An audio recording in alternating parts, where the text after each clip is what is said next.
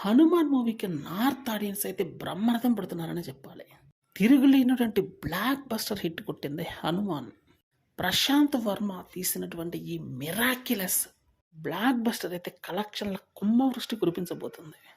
North audience ఎక్కువగా ఇష్టపడే content ఈ మూవీ అదిరిపోయే రేంజ్ హిట్ అవ్వడానికి ప్రధాన కారణం అవబోతుంది.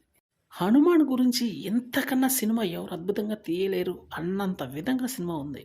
ప్రతి నార్త్ ఆడియన్ కూడా 5.5 5/5 అన్నటువంటి ర్యాంకింగ్ ఇస్తున్నారు.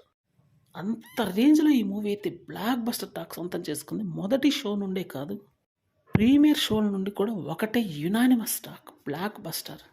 అది పూర్తిగా నార్త్ ఆడియన్స్ నుండి ఈ హ్యూజ్ రెస్పాన్స్ వస్తుందంటే ఇంకా సౌత్లో ఈ మూవీ ఎలా ఉంటుందో ప్రత్యేకంగా చెప్పాల్సిన పని లేదు. మొదటి రోజు అయితే ఈ మూవీ అవ్వలేదగా 50 కోట్లు.